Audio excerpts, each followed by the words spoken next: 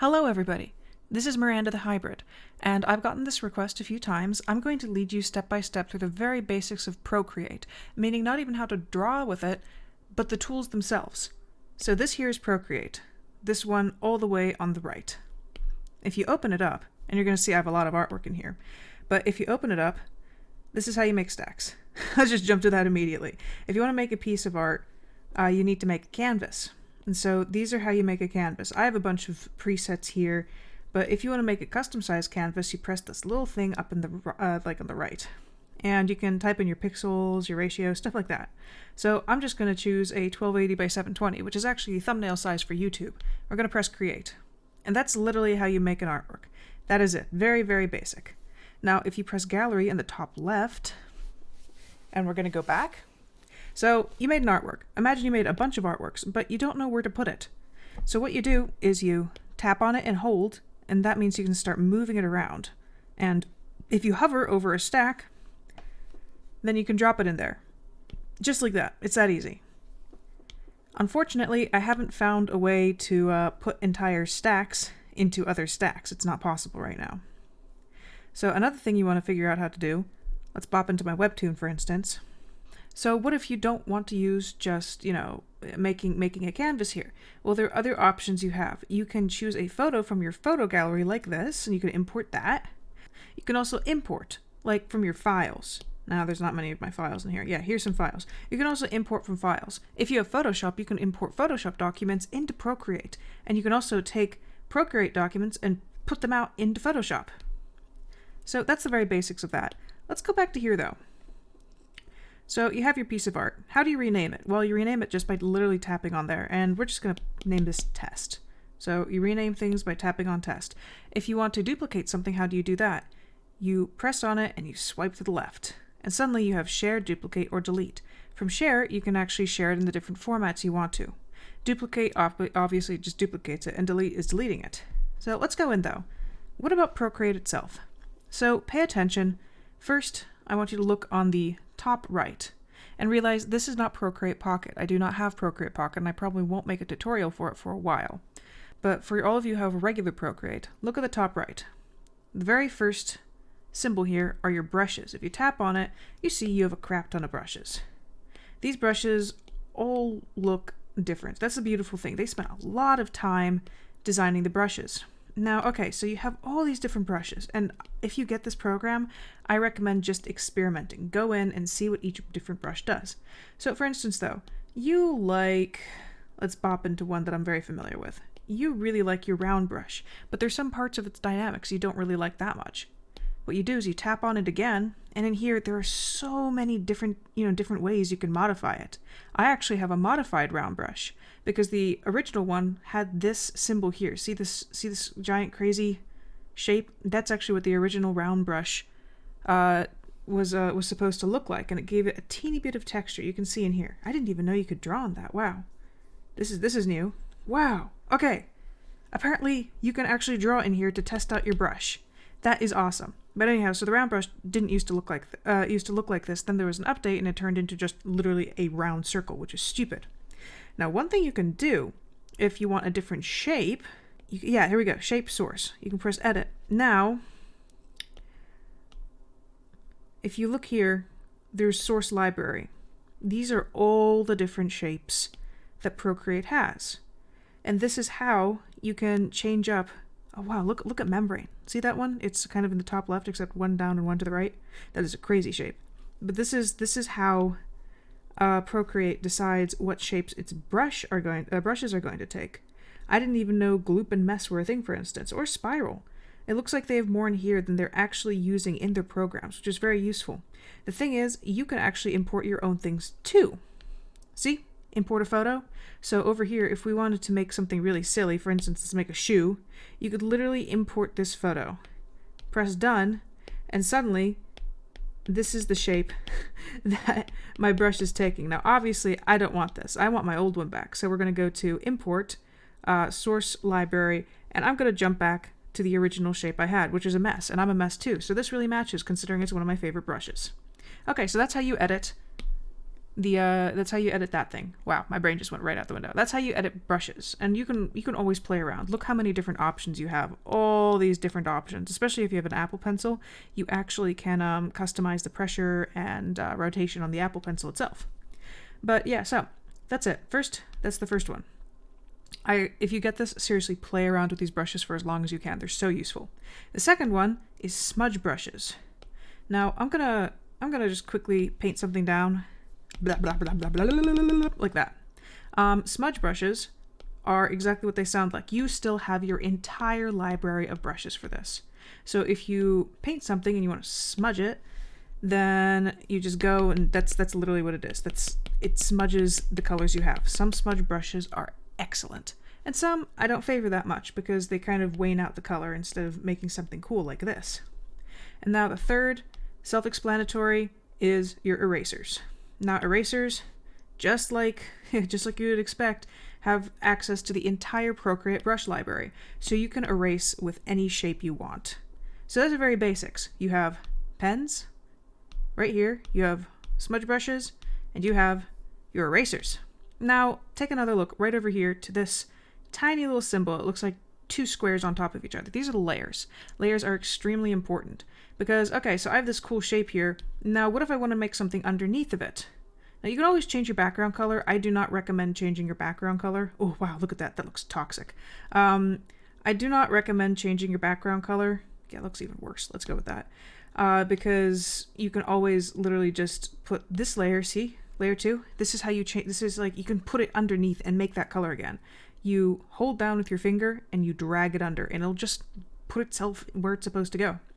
And so then if you want to sample a color, take your finger, hold it onto the canvas, and suddenly you can pick up that color. And now this is how you dump an entire color onto a canvas. Let's turn the background color back to white. And see the little ball of color you have all the way in the top right? That's your color. That's the color that you have main right now. If you tap on it, you'll see everything in here. Everything in here, that's very descriptive. This is how you choose your color, and I did this a moment ago with the background layers. So you have several, if you look all the way on the bottom of this menu, you'll see Disc, Classic, Harmony, Value, and Palettes. Now I have a brand new iPad Pro, like 3, the biggest one you can get, so I might have some more features you guys don't, because Procreate is RAM driven, which means that the more performance your iPad has, the more Procreate can do. And I think that if you don't have an iPad Pro, and I'm not so sure about this, but I've been hearing it from a lot of my followers, that they don't have some of the brushes or some of the features. So I think that's what's happening. But anyhow, if you go down, there's Disc. This is my favorite way to choose a color. There's Classic, which is the easiest way to get straight up black and white. There's Harmony, which helps you if you want to make color palettes. There's Value, I don't know what this is good for, and Palettes, and this is good for designers. I personally never use palettes because I'm very painterly. So anyhow, we're under the color menu right now. And what you want to do is you want to literally grab this color with your finger. Oops, I didn't realize it would do that. There we go. Well, first we have to reselect this again. And now we have to, okay, we're on layer 2, changing the background color to white.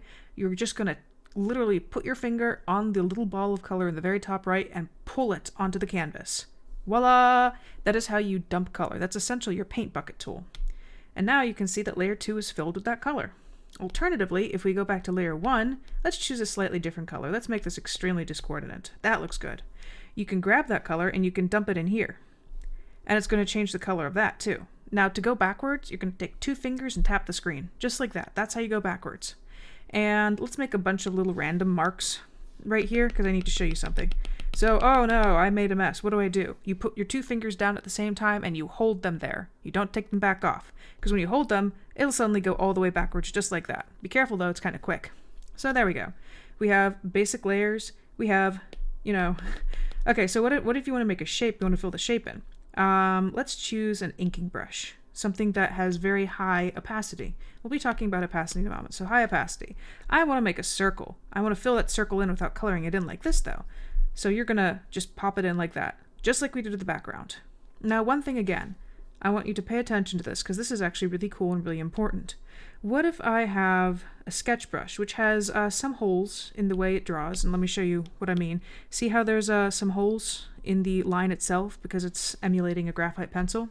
That's important because if I make a triangle and I maybe don't really quite fill in one of the edges like that and I dump it in, it's going to fill the entire canvas because it was able to go through this hole right here. But there's a way to get around that. So what I want you to do, and I'll do this in a moment, you're going to drag and drop that little circle of hot pink in the right onto the triangle again. But you are not going to lift your finger up. You'll notice, and let's do this now, look at that blue bar. See that blue bar along the top? If I move my finger back and forth, it'll start going back and forth too. Now, unfortunately, we have to move this over because I put it in a bad spot. And I'll show you how I'm going to do this in a little moment. Okay, so let's do this again. We have it down here. I'm going to drag and drop. Oh no, it's filling the entire canvas. I only want it to fill that triangle though. You're going to keep your hand on the shape. You're going to keep your hand on the screen. You're going to keep moving and moving and moving and moving. This isn't working the way I thought it would. Maybe we need to take a little bit better of an approach. Let's fill that in just a teeny bit more and see if it'll work for us. And I'm going to put this all the way over here so there's no excuse for Procreate to do something stupid. Moving, moving, moving. Ah, there we go. See? See the blue bar on the top? As you move to the right, it fills more and more of the canvas in. As you move to the left, it makes sure that there's less and less openings that can go through. And so that's how you fill an object. Now, I would recommend not using this technique. I would recommend just making a solid circle and making sure everything is filled in so that when you drag and drop your shape, it'll actually fill it in properly. Alternatively, see how when I fill it in like this, there's this edge around the inside of the circle where it filled? You can use that same technique with the blue bar on the top, push it all the way to the right, and suddenly it's almost all the way filled like it's supposed to. So use that wisely. Not many people know about that blue bar. Okay, so we've gone through the very basic of layers and how to shift them around, like, oh no, it disappeared now, and here we go. But okay, here's one thing. Here's one very big thing. If we turn off this layer, and by the way, to turn off a layer, see the little check mark? Just click the check mark, and the layer will disappear. So we turn off that layer, and we can actually do the exact same thing with the background. We have this really cool shape now. What if we want to color only in the shape? Like, oh no, we can draw on it. What if we want to just draw in the color itself? This is where something called a clipping mask comes into. And clipping masks are very fun. So you're going to make another layer, layer 3, and make sure it's above this shape you have, which is layer 1. Now you're going to tap on it once, and you see here, clipping mask. Tap clipping mask. Note the tiny little arrow that's coming down and pointing down here at the massive red. This is very useful. That means you're in a clipping mask mode, which means that you can take any color you want. I want to change something crazy. Let's go bright turquoise. You can choose any, I don't know, let's choose a wild texture. Yeah, let's make these dots. You can choose any texture you want, and you can draw right over it, and it's only going to affect the material and the strokes of the layer right below it. Just like that. And now, of course, we can turn this layer back on, and that looks absolutely psychopathic. It looks great. It's beautiful. Wild, wild art. Okay, so what else? What else in the very basics? So that's how we do clipping masks. And you can, by the way, turn a clipping mask off and on too. And to make a clipping mask turn off, you tap and you untap the clipping mask, and suddenly it's off.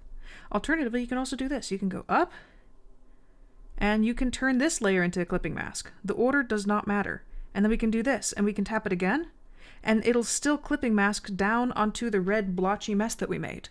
So you can literally just tap clipping mask over and over again, and it'll affect that layer way below there. So what if you make another new layer though? And if you stick that new layer in between there, it automatically becomes a clipping mask. See how it did that little arrow? Which means that if you put it up above here, oh no, it's still a clipping mask. All you have to do really is tap it and turn that layer off. Let's turn the background back on. Let's make this black. Doesn't that look cool? That looks cool. You could put that on a t-shirt and some teenager would buy it thinking he's very edgy. Okay, so we have our pens, we have our smudge brushes, we have our erasers, and we have our layering systems. Oh, by the way, another very useful thing about the layering systems, if you just don't want to go through the clipping mask thing, let's make this crazy, I don't know, let's make a star. We're still in the clipping mask. Are we? No, I was using an eraser. Ha ha ha ha ha. So I'm going to choose a basic brush again. That's not a star. A star! So a really cool star, and you don't care about the clipping masks. What you can do, if you really want to recolor it but don't want to color anything else around it, take your 2 fingers, put them on the layer, and swipe to the right. See how this there's this checkered pattern now below the star on our highlighted layer? That means it's an alpha lock, which means that you can only affect what you've drawn, which means we can now pop this into a crazy bright red, and I'm coloring to the right now, and you can see my pen slowly coming over.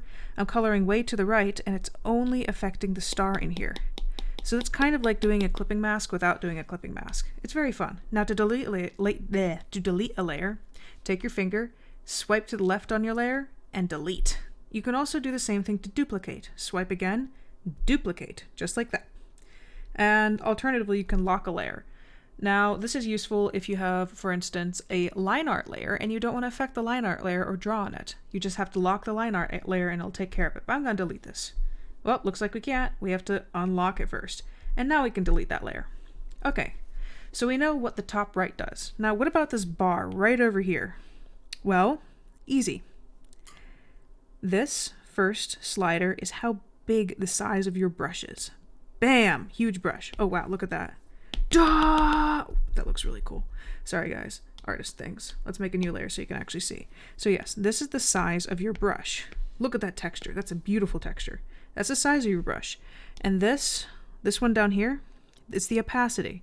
So this is full opacity, and this is about half opacity. See? It's just your opacity controller. Now, what lots of people don't know is about this tiny little square in between. And see, whenever I tap it, on the very top, there's a little thing that pops up. It says Drawing Guide Empty. This little square, right between these two guys right here, is essentially a tool, whatever you want it to be. You can go into, okay, here's another button we have to learn. Your settings. Your settings is the one to the direct right of gallery. You can go in here, and you can go down. Let me find preferences. There we go, preferences. Oh, where are we? It's somewhere in here. It's not in help. Gesture controls, I think. Okay, into gesture controls. Smudge. Okay, see, if you go in any of here, see, you have touch, you have Apple Pencil. Now see, that little, on the third one down, you see that magical little square. You can turn on this little square and make it do basically whatever you want. Look at all the different options in here that include this square. So really, whatever you need it to do, you can make it do. For me, my little magical square controls my drawing guides. And I'll go over drawing guides in a completely different thing. I just want to get over the rest of the basics for you. Okay, so let's pay attention to, now we know what this does, we know what this does, and we know what our square does if we want to use the square. And of course, these little arrows at the very bottom of our menu on here control forwards and backwards, but frankly, it's easier just to do it with a double tap of your finger.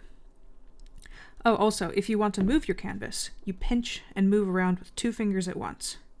And if you want to access your funky menu, which I never do, you tap with, actually no, this is not your funky menu. If you want to put it into full screen mode, tap with 4 fingers like this. I'm just trying to figure out where the menu went. There's a way to get to this menu. Nope, that's not it. Menu, magical, oh, here we go. I never use this, but to get to this little magical menu, you take 3 fingers at once, and I believe you swipe upwards. Yeah, you swipe upwards. And then to make it go away, you swipe downwards with 3 fingers. Again, I never use it. So what about the menu on the top left? Well, you have gallery, which takes you back to the gallery. That one's pretty easy. Now you have the crowbar. The crowbar are your settings. Add means that you can insert, you can add text, which is something that people don't really know. I'm not going to deal with the text tool right now. Let's delete that layer. You can add text, you can insert a photo, a file, cut copy, and copy canvas. I've never used those ones before. You have canvas settings, and that's where you're going to get animation assist, drawing guide, all these fancy things that are very useful. Flip canvas horizontally is extremely important, especially for people who are drawing characters, because if you flip your canvas when you're drawing a character, it'll help you realize if something's really, really off or, askew. And vertically, I've never really had to use this. Canvas information, right there, just gives you nerdy informations about how much time you've put in or how many brush strokes. Now share, this is just how you export things. If you export it as a PNG, it's going to export it in a little bit higher definition, and you can have a transparency in the background. JPEG, it's more of a raw, simple file, and it's pretty universal. Almost everybody accepts it, and it does not have transparencies. If you're exporting for say a print. PDF is very useful. Photoshop if you want to export into Photoshop. Procreate if you want to move it from iPad to iPad. And then for animation stuff, all of this down here is for animation. Now, video is a fun thing. Always remember, if you have enough room on your iPad, always remember to go to time-lapse recording, because it's going to record every stroke you've made and turn it into a time-lapse replay, which you can put up for your nerdy friends on, wherever, YouTube, put it some music. It's very useful. And so you can tap the time-lapse replay, and it'll show you exactly what you've done in here. And it's very fun. It's useful. I export it for my students all the time so they can have a recap of what we've done. And let's go back there. And then export time-lapse video. It asks if you want a full length or 30 seconds. Now for TikTok or Instagram, try to go with the 30 seconds if yours goes over a minute, because then people can't actually see everything you've done. Now preferences, we just talked about that. It does have right hand and left hand interface, which is really good. Brush cursor, I did not know. Oh, this is so useful. This will be so useful for my YouTube videos. Okay. I just discovered something I did not know about before, and it's going to improve everything. This is amazing. We have a brush cursor, people. Ha ha ha ha. Now people can actually see what I'm doing. I'm going to keep that on from now on. Project canvas. I actually don't know what that does. Light interface just means it's lighter. And connect third-party stylus is if you're drawing, like this one right here. That's if you're drawing without the Apple Pencil. Edit pressure curve is for the Apple Pencil. Gesture controls is, the double tap with 2 fingers, that kind of stuff. Rapid undo delay is like when we were pressing with 2 fingers to make all the mistakes disappear quickly. I actually don't know what selection mask visibility is. It's a good program, but I don't know how to use all of it. And help is just help. You barely ever go in there. So that's that. Our next thing over is the Magic Wand tool. And this has opacity, Gaussian blur, motion blur, everything. We're going to go over this a little bit later so you can see what it does. This is essentially what I like calling the Photoshop area. This shows you the different things you can do. Liquify is new, liquify is fun. Liquify is very, very powerful. And of course it's not going to work on that layer because there's nothing in that layer.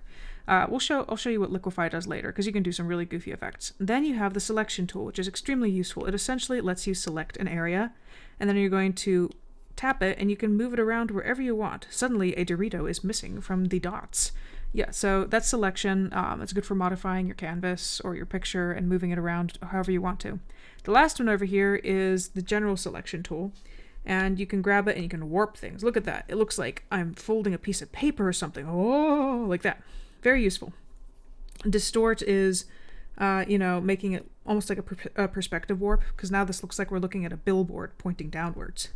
And then uniform is boring. It just moves everything around at the same size, but sometimes it's very necessary. And then freeform is, well, what it says. And for freeform, if you press and hold one of the corners, you can automatically go into warp mode. So that's very useful. And then there's rotate on the top. Come on. Rotate. Yeah, there's rotate. And then of course flip horizontal, vertical, rotate, bilinear, I don't know what that is. Fit to screen is obvious. And magnetics, I'm not very sure what that is. I don't use Procreate as a designer thing. It's more of a painting program for me, but I can teach you all the painting stuff I know. So yeah, those are the very basics of all the different things in Procreate. So this is part 1. We're going to go into more advanced effects in part 2. And what specifically, if you look at the little N shape right over here, what the N does, because that's fun. So yeah, if you like this and if it was useful, like, follow. And I'm also putting a giant list of all the tutorials to come, and then which tutorials have already been put up, and it's going to be in the description of this video. Thank you guys for watching. I hope this helped, and you guys all have a great day and enjoy your program. Bye-bye.